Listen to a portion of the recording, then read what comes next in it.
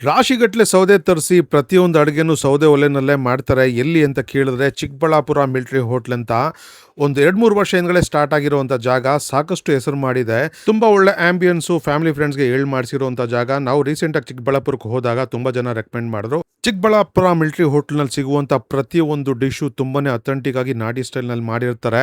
ನಾವು ಭಾನುವಾರ ಹೋಗಿದ್ವಿ. ಭಾನುವಾರ ಹೋಗಿರೋದ್ರಿಂದ ಕಾಲ್ ಸೂಪು, ನಾಟಿ ಕೋಳಿ ಬಿರಿಯಾನಿ, ನಾಟಿ ಕೋಳಿ ಗುಂಡ್ಗೆಕಾಯಿ ಫ್ರೈ ಎಲ್ಲ ಮಾಡಿದ್ರು. ಸಿಕ್ಕಾಪಟ್ಟೆ ಚೆನ್ನಾಗಿತ್ತು ಅಂತಲೇ ಹೇಳ್ಬೋದು. ಒಂದು ಫುಲ್ ವಿಡಿಯೋ ನಮ್ಮ ಯೂಟ್ಯೂಬ್ ಚಾನಲ್ ಮತ್ತು ಫೇಸ್ಬುಕ್ ಪೇಜ್‌ನಲ್ಲಿ ಅಪ್ಲೋಡ್ ಆಗಿದೆ.